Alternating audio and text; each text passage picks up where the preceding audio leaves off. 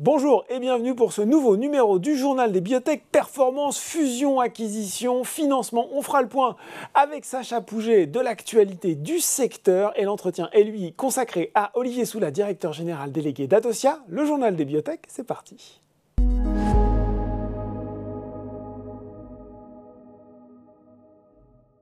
Et j'ai le plaisir de retrouver pour notre point d'actualité Sacha Pouget, directeur associé de Biomed Impact et fondateur de Biotech Bourse. Bonjour Sacha. Bonjour Laurent. Alors, traditionnellement, on regarde tout ce qui fait l'actualité du secteur, les performances, les mouvements, les financements, et on aime bien toujours commencer par ce petit point. Bah oui, c'est normal, on est sur Boursorama. Performance, qu'est-ce que ça donne au moment où on se parle, Sacha ? Alors, on est sur une note négative cette année, ça ne va étonner personne. On perd en moyenne 35% sur les 70 biotech et medtech françaises cotées en bourse. Alors, la baisse est plus prononcée sur les biotech, puisque la trentaine de biotech cotées perd 45% environ, contre 25% pour les medtech. Ça résiste un petit peu mieux côté medtech. Alors, ça résiste mieux, effectivement. Il y a aussi des chiffres d'affaires, des ventes aussi, qui ne sont pas si impactés que cela. Donc, elles ont plus rassuré que les biotech sur cette partie du comportement de la santé et de l'innovation médicale en France. Après, on voit quand même des signaux un petit peu rassurants ici et là. C'est vrai qu'on est quand même sur une baisse des valorisations qui est drastique, il faut bien le dire. On perd 5 milliards d'euros par rapport au plus haut du début de l'année de 2021. On est aussi sur des niveaux de volumétrie qui sont très bas, puisqu'on est en dessous des 10 millions d'euros depuis 2-3 mois maintenant. Il y a peu de volume sur les marchés en général et encore plus sur les biotech. Et particulièrement sur les biotech. Disons que les gérants de fonds d'investissement ont un peu déserté le secteur, tout ce qui est en tout cas société à risque. Et donc, ce n'est pas étonnant qu'on puisse constater de tels niveaux de volume sur le compartiment biotech. Par contre, on peut aussi estimer que c'est peut-être lorsque personne ne s'y intéresse qu'il faut possiblement aussi regarder certains dossiers de manière sélective et tactique. On peut dire aussi qu'il y a eu plutôt quand même des bonnes surprises, ou en tout cas des sociétés qui ont quand même bien performé. On va essayer de positiver un petit peu tout ça. Oui, tout à fait. Alors, il y a environ 6-7 sociétés qui ont progressé depuis le début de l'année de plus de 30%, notamment une société qui s'appelle Visiomed, suite à un recentrage réussi, qui prend 370%. C'est pas mal. On a aussi une biotech, cette fois-ci Oncodesign, qui prend pas loin de 50% depuis le début de l'année, suite à la scission de ses activités. Une medtech, Amplitude Surgical, qui a fait de bonnes ventes et qui progresse aussi de plus de 30%. Acticor, une biotech qui a publié de bons résultats dans l'AVC et qui prend aussi plus de 30%. Donc on a quelques dossiers quand même qui tirent leur épingle du jeu dans ce contexte un peu particulier et difficile. Bon, puis un news flow soutenu d'ici la fin de l'année, on a le droit d'attendre peut-être encore des bonnes nouvelles. Alors on a des raisons d'espérer, effectivement. Exactement. Le news flow sera solide d'ici la fin de l'année. D'après ce qu'on a pu identifier chez Biomed Impact en termes de news flow, on a une douzaine de résultats cliniques qui sont attendus d'ici la fin de l'année. Donc on pourra peut-être capitaliser sur cet élan d'espoir, en tout cas, ou sur de bons résultats potentiels de la part de ces sociétés. Allez, on touche du bois, on croise les doigts. On s'intéresse aussi, Sacha, au mouvement de fusion-acquisition. Qu'est-ce que ça donne de ce côté-là ? Alors on est sur une année plutôt solide en termes de transactions. Ça a été soutenu quand même. C'est une année historique même. Sur les 15 dernières années, à fin octobre, on n'avait jamais vu autant de mouvements de rachat. Il y en a eu 30 depuis le début de l'année, en Europe et aux États-Unis, en société cotée, je précise, contre une moyenne à fin octobre, une moyenne historique de 20. Donc on est à 1,5 fois ce qui a été constaté en moyenne ces dernières années.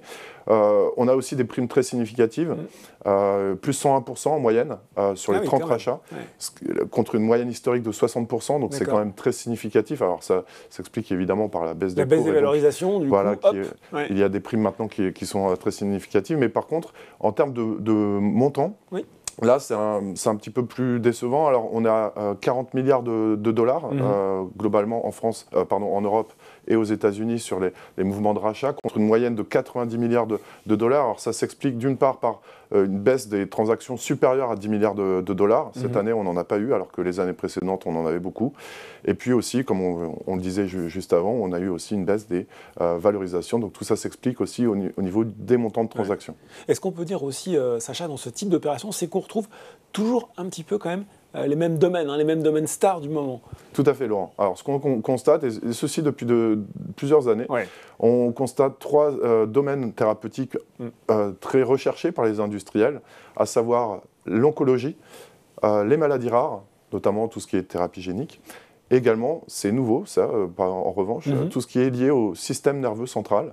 Il y a de grandes découvertes qui ont été annoncées ces dernières années, et même on peut remonter il y a quelques semaines à l'annonce de Biogen sur un traitement contre la maladie d'Alzheimer. Donc il y a des découvertes, et maintenant c'est un champ thérapeutique très recherché par les pharma.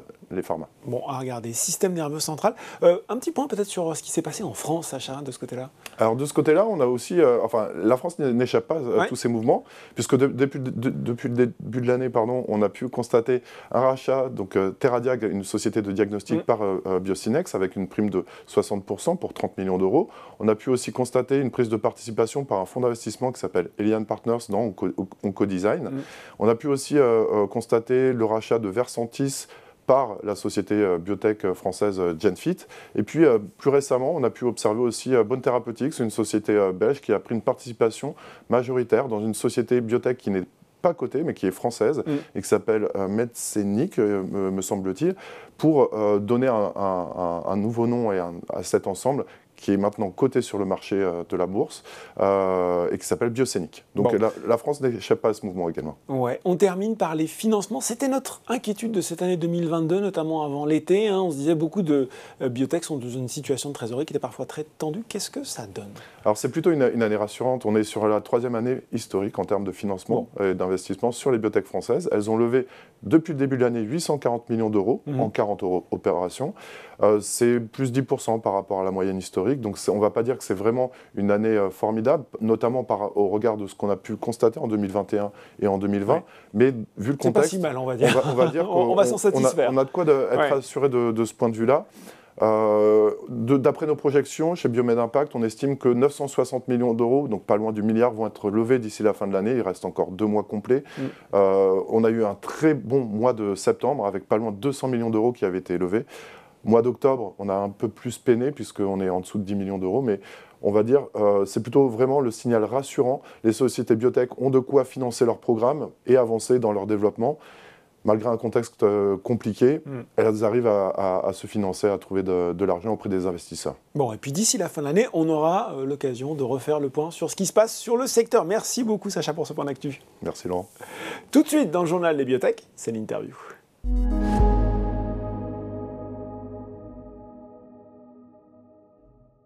Et je retrouve pour l'entretien Olivier Soula, directeur général délégué d'Adocia. Bonjour Olivier. Bonjour Laurent. Alors, nous étions parlé en mai, il y a eu du news flow, il y a eu de l'actu pour Adocia durant ces mois qui nous séparent du mois d'octobre, de novembre maintenant. On va essayer d'égrener les différentes nouvelles qui sont tombées pour la biotech. On va commencer peut-être par cette première preuve de concept préclinique sur Adoshel islets pour le traitement du diabète de type 1 par thérapie cellulaire. Pour le moment, ça se passe sur des rats diabétiques. Il va falloir quand même revenir avec nous sur cette technologie. On parle d'un biomatériau de synthèse immunoprotecteur contenant des îlots de Langerhans. Expliquer un petit peu comment ça marche et puis finalement, qu'est-ce que vous en attendez à terme? Vous avez très bien résumé la situation, je crois. Effectivement, c'est un biomatériau qu'on a inventé et sa propriété première, c'est d'être immunoprotecteur. Ça fonctionne un peu comme vous, je ne sais pas si vous avez lu Harry Potter, mais une cape d'invisibilité. D'accord. Et donc, en fait, nos cellules, on les a rendues invisibles à l'hôte. On les a... Pourquoi? Parce que les médiateurs du système immunitaire ne peuvent pas pénétrer l'hydrogel qu'on a inventé. C'est un hydrogel, donc 95% d'eau, dans lequel les cellules se comportent bien, sont tout à fait à leur aise. Ça substitue d'une certaine façon ce qu'on appelle la matrice extracellulaire. D'accord. Et donc, cet ensemble-là constitue un greffon complètement artificiel. Et ce qu'on a montré, c'est que ce greffon, il a très bien opéré chez un rat diabétique sur lequel on avait implanté ces îlots au mois de mars. Et à la fin août, on a explanté cet implant. Et durant la période d'implantation, qui a duré donc 132 jours, notre rat qui était initialement diabétique, Oui. et qui était finalement difficile à tenir en vie avec même des injections d'insuline, est redevenu normoglycémique. Normoglycémique, ça veut dire que sa glycémie est devenue normale et qu'il n'était d'une certaine façon plus diabétique. Et donc, lorsqu'on a explanté, ce qui représentait du coup un contrôle interne, c'est-à-dire qu'une fois qu'on a retiré cet implant-là, cet animal est redevenu diabétique. Donc, on a bien une preuve manifeste qu'on a un greffon qui a pris. Et il se trouve que les îlots qu'on a implantés dans ce rat étaient des îlots d'une autre race de rats. Et donc, ces îlots auraient dû être éliminés quelques jours, voire quelques semaines. Par le système immunitaire, hein, Olivier, c'est ça, hein. Exactement. Et c'est pour ça qu'on revendique le concept de cap d'invisibilité. Et bien sûr, on n'a pas obtenu ça au hasard. C'est bien parce que la maille de notre hydrogel, la taille des pores était designée pour être totalement étanche aux médiateurs du système immunitaire. Et on l'avait prouvé in vitro, donc on était assez confiant sur cette propriété, et on l'a manifestement obtenu in vivo. Donc depuis, on a répété cette expérience sur 4 nouveaux rats qui sont en cours, qui sont maintenant à près de 120 jours d'expérience, et qui aussi ont retrouvé une glycémie normale et qui sont en très bonne santé, qui prennent du poids, ce qui est un paramètre assez clinique, évident de leur bonne forme. Ils mangent bien, et ils sont en forme et ils prennent du poids. Voilà.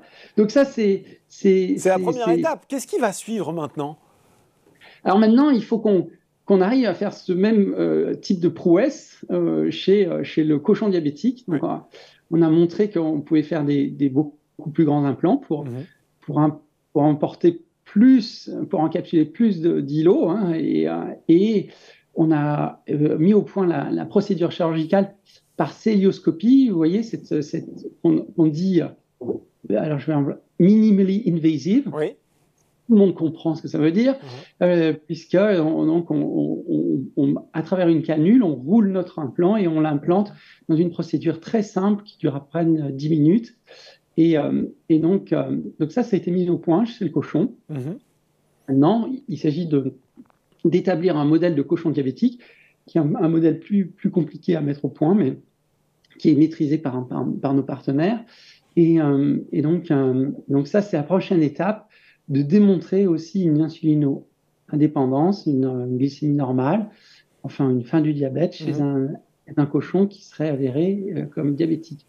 Si tout se passe bien, et c'est tout ce que je vous souhaite, quand est-ce qu'on pourrait espérer attendre voir des premiers essais chez l'homme? Alors, on est très actif. Vous voyez, il y a eu beaucoup de résultats en très peu de temps, depuis qu'on s'est parlé. Et on espère pouvoir mettre au point ça dans les prochains mois, ces expériences chez le cochon, et avoir une démonstration au courant de l'année prochaine pour lancer d'ici la fin de l'année prochaine une étude chez l'homme. D'accord. On est très actif là-dessus. Alors voilà pour cette première nouvelle intéressante qui ouvre de belles perspectives.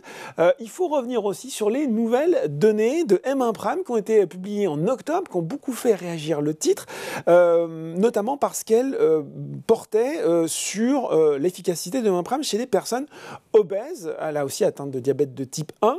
Il y avait déjà eu des données publiées en juin. Finalement, qu'est-ce qu'elles apportent de plus, même si voilà, je l'ai un petit peu dévoilé, qu'est-ce qu'elles apportent de plus, ces données? Quelles conséquences aussi, finalement, elles vont avoir sur votre stratégie de développement avec ce produit? Alors, oui, effectivement, c'était des données spectaculaires, remarquables. Perte de poids exceptionnelle de 5,5 kg, hein, je reprends ce qui avait été publié en octobre. Tout à fait. Tout à fait, ça a été publié et présenté donc, au Grand Congrès du diabète de l'Association européenne, le ASD. Et c'est quelque chose que personne n'a réussi à obtenir jusque-là sur des diabétiques de type 1. Et pourquoi? Parce que les diabétiques de type 1 sont ceux qui prennent le plus d'insuline, et l'insuline est une hormone de croissance, a un effet anabolique, fait prendre du poids, inexorablement. Du coup, toutes les insulines font prendre du poids. Et il est très difficile de faire perdre du poids aux diabétiques de type 1, si bien qu'aujourd'hui, il n'y a pas de solution thérapeutique pour les diabétiques de type 1. Vous savez comme moi qu'il y a maintenant plusieurs solutions thérapeutiques pour les diabétiques de type 2 et la population générale. La population générale, maintenant, c'est le produit de Novo Nordisk, Wegovy. Et ce produit-là fait perdre jusqu'à 15 kilos, en gros, par an. 15 kilos par an. C'est énorme. C'est énorme, ouais. C'est énorme. Et c'est ce qui, aujourd'hui, assure le succès. Novo vient encore de publier hier ces nouveaux résultats remarquables. Tout le monde, toute la communauté est impressionnée. Et tout ça, c'est mené par cette franchise sur l'obésité. Sauf que ni Novo, ni Lilly, qui suit avec un nouveau produit qui est aussi de la même catégorie et qui a des résultats tout aussi bons, n'ont testé leurs produits chez les diabétiques de type 1. Ouais. Parce que c'est plus compliqué sur les types 1. Et ils n'ont pas voulu attaquer, j'ai envie de dire, cette face nord. Nous, c'est ça qu'on propose. C'est un traitement qui aurait, nous l'espérons, et il faut effectivement avoir des données sur une plus longue période que 4 mois. Et la période qui intéresse tout le monde, c'est d'abord 6 mois, puis après 12 mois, qui sera l'étude, notamment dans les phases 3. Mais vu la pente de la perte de poids et vu ce qui se passe entre le 3e et 4e mois, la pente n'a absolument pas faibli. Tout le monde s'imagine que ce produit peut être tout aussi efficace que ces grands compétiteurs que sont sémaglutide de Novo et tirzépatide de Lilly. Donc, c'est ça qui est en jeu. C'est de traiter un problème qui maintenant est assez majeur dans la communauté des diabétiques de type 1, puisque 37% aux États-Unis sont reconnus comme obèses. Oui. En Europe, c'est plus de la moitié de personnes type 1 qui sont en surpoids. Donc, on suit la même pente. Et, comme je le disais, ils n'ont pas de solution thérapeutique. Alors que l'obésité, dans leur cas, est encore plus grave que dans la population générale. Leur glycémie est plus difficile à maîtriser et les complications qui vont avec, évidemment, tout est aggravé. Alors, on voit bien les enjeux, Olivier, et ils sont importants. Du coup, quelles sont les prochaines étapes maintenant pour Emampram ? Les prochaines étapes, on l'a dit, clairement fait savoir, c'est qu'on trouve un partenaire parce qu'on a fait tout le travail technique qu'on appelle CMC, qui est donc de l'élaboration du produit, qui est totalement réalisé et qui en plus s'appuie sur des fondamentaux très forts, puisque ce produit il est basé sur l'insuline glargine, qui est l'insuline de Lantus. Donc les grands acteurs de glargine, on a fait savoir effectivement que ce produit n'aurait plus un développement clinique, un clinique de late stage, qui n'est pas à notre portée, que Cadila ne peut et ne veut pas supporter. Donc évidemment, notre priorité aujourd'hui, c'est de trouver un partenaire pour assurer les prochaines étapes. Alors la bonne nouvelle, c'est qu'on a trouvé la cible, la population cible de ce produit, et commencer par, comme je l'ai dit, les diabétiques de type 1 obèses, mais aussi les diabétiques de type 2 obèses, parce que qui ont besoin au quotidien d'insuline rapide, parce qu'évidemment, d'abord, il y a une grande différence avec notre approche et l'approche des GLP-1 que j'ai mentionné, dont on vise la même efficacité, c'est qu'il y aurait une grande différence de prix. Dans notre approche, il s'agirait de remplacer l'insuline ordinaire, j'ai envie de dire, qui s'appelle Novolog ou Humalog, une insuline rapide qui domine le marché, ces deux insulines qui dominent le marché, par notre insuline qui enfin ferait perdre du poids. Et donc, et pour beaucoup de ces gens n'ont pas accès aux GLP-1 parce qu'ils sont extrêmement coûteux. S'ils sont coûteux en France, à peu près au-delà de 300 € par mois, aux États-Unis, il faut débourser près de $1 500 par mois pour y avoir accès. Traitement extrêmement onéreux. C'est très onéreux. Quand l'insuline coûte beaucoup moins cher, cette insuline coûte à peu près $300 par mois aux États-Unis et à peu près 100 € par mois par mois en France. Donc l'idée, c'est de remplacer cette insuline par une insuline qui éventuellement aura un premium mais quelque part un incrément mineur fait cette dépense qui est, pour le coup, très onéreuse. Et voilà. Donc ça, Bon. il y a un très très fort rationnel économique. Mais il y a aussi de toute façon un rationnel médical à combiner les produits. Parce qu'éventuellement, et c'est ça qu'on voudrait aussi démontrer dans les prochaines études cliniques, Ouais. éventuellement, le remplacement de cette insuline par cette insuline avec du pram pourrait être tout à fait synergique avec l'usage de ces fameux GLP-1 qui ont un effet remarquable sur l'obésité. Bon, Donc, de donc quoi on n'est pas intéresser des partenaires, effectivement, quand je vous écoute. Il y a de quoi intéresser là, un partenaire, une pharma qui pourrait avoir envie de se placer sur ce segment. En tout cas, nous, c'est notre objectif premier. Ouais. On pense que c'est un produit très important pour les diabétiques prenant de l'insuline, qui, je répète, sont les plus à risque et qui sont aujourd'hui concernés, comme tout le monde, par l'obésité. À côté de ces données, on a, d'ici la fin de l'année, justement, d'autres données qui sont attendues cette fois-ci avec une autre formulation de Pram en pompe. Là aussi, quels enjeux, quelle synergie peut-être avec M1 Pram, et puis un petit point sur le calendrier de développement. Oui, tout à fait. Alors, ce programme, il est complémentaire du premier. M1 Pram, c'est une combinaison d'insuline et de Pram. Bécélis Pram pour la pompe, c'est aussi une combinaison d'insuline et de Pram. Ouais. Donc, le point commun, c'est bien d'ajouter le Pram à un traitement à base d'insuline. Mais là, donc, comme je l'ai dit, pour les usagers des pompes à insuline. Eux, ils recherchent une meilleure performance du contrôle de leur glycémie. Et évidemment, c'est ce que offre la pompe, et notamment aujourd'hui les combinaisons de pompes, de glucomètres et d'algorithmes.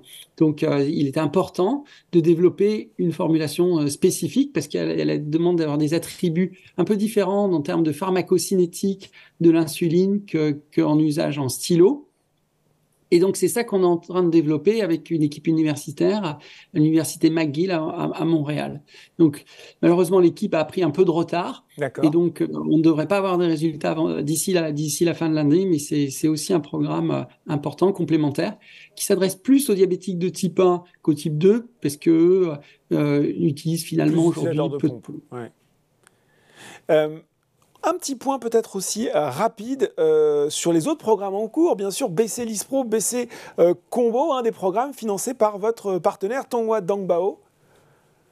Tout à fait. Alors, c'est deux programmes très importants, hein, puisque je vous rappelle, c'est ce partenariat donc de 135 millions de dollars. On a déjà perçu 55 millions de dollars. Il reste donc 80 millions de dollars à percevoir d'ici la fin du développement de ces deux produits. Et puis ensuite, on a des royalties à 2 chiffres sur les ventes. Et peut-être pas nécessaire de rappeler, mais c'est le plus grand marché d'insuline au monde, le marché de la Chine. Ça coûte rien de le rappeler, effectivement. Et au mois de mai, on s'était vu à ce moment-là, on annonçait le lancement d'une phase 3 de deux phases 3 d'ailleurs, une phase 3 sur les diabétiques de type 1 et une phase 3 sur les diabétiques de type 2, donc pour l'insuline ultra rapide.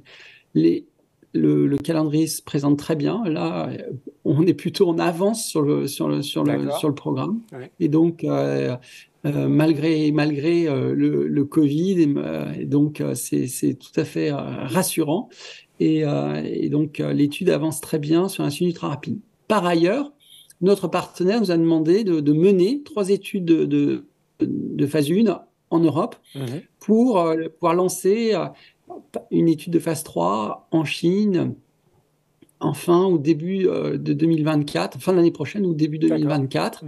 Donc, sur cette combinaison d'insuline lente et d'insuline rapide, c'est le produit qu'on appelle BC Combo, qui a plus d'importance encore que l'insuline ultra rapide, hein, puisque le marché est plus grand sur les prémix en Chine que sur les insulines rapides. Voilà. Donc ça, on est très content et ça a été des mois intenses et tout à fait satisfait de la conduite de ces deux programmes.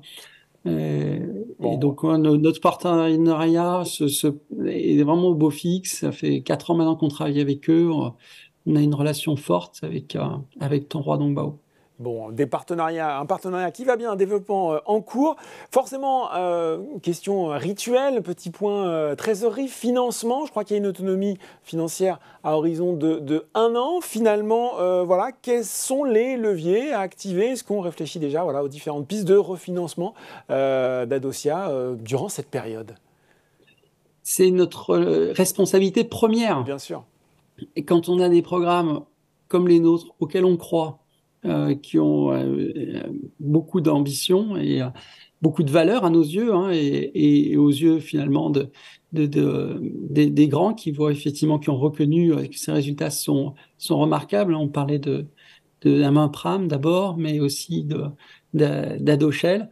Évidemment, il nous faut du temps et donc la question du financement est au cœur de nos priorités. Et on a annoncé à la fin septembre donc une trésorerie, une position de cash de 20,1 millions d'euros. On a annoncé aussi qu'on allait lever 6 millions d'euros auprès de Vester Finance, sous forme de convertible, mais les gens peut-être ont associé ça à une equity line, alors que ça n'est pas. C'est un peu différent. C'est très différent. On reçoit l'argent, le fonds est versé, les fonds sont versés à la signature sans aucune condition. Et pour l'avoir déjà pratiqué avec Vester Finance, on a bien vu le soin qu'ils mettaient pour ne pas impacter le cours de la société. Donc, c'est pour nous important dans cette période où on a des résultats à faire valoir, on a à obtenir un ou deux deals importants, d'être dans une position de cash plus confortable. Et donc, c'est pour ça qu'on a eu recours à ce contrat qu'on devra annoncer prochainement, donc qui est pour l'instant pas exécuté. Oui. Et donc, on a une position de cash d'un an devant nous. Et bien sûr, M1-Pram est totalement mature pour un accord de licence et on ne compte pas aller plus loin. Mais Adoshel, qui même à l'état préclinique a un intérêt certain pour les acteurs du diabète, mais pas seulement, parce qu'en fait, cette cape d'invisibilité, elle fonctionne. Elle pourrait servir à plein d'autres traitements, potentiellement. Tout à fait, pour tout type de cellules, c'est un procédé, c'est une barrière physique, c'est pas une barrière biologique, il n'y a rien de spécifique à ces cellules, donc c'est vraiment quelque chose qui intéresse tous les grands acteurs de la thérapie cellulaire. Et là, maintenant, ils sont nombreux et on a des discussions en cours pour des études de faisabilité. Voilà. Bon, la prochaine fois, on se reparle, Olivier, c'est pour l'annonce du partenariat pour M1-Pram ? J'espère de tout cœur. En tout cas, je peux vous dire que c'est vraiment au cœur de nos débats et vous voyez bien combien on a apporté de nouveaux résultats, de nouvelles très stimulantes en quelques mois et on ne mollit pas. Et j'ai envie de dire, comme je dis souvent aux équipes, maintenant il est temps d'accélérer. Donc on va encore accélérer. Il est temps d'accélérer. On va encore accélérer. C'était Olivier Soula, directeur général délégué d'Adocia pour l'entretien. Merci Olivier. Merci bien, au plaisir. Le journal des biotech, c'est fini pour aujourd'hui. On se retrouve dans 2 semaines pour un nouveau numéro.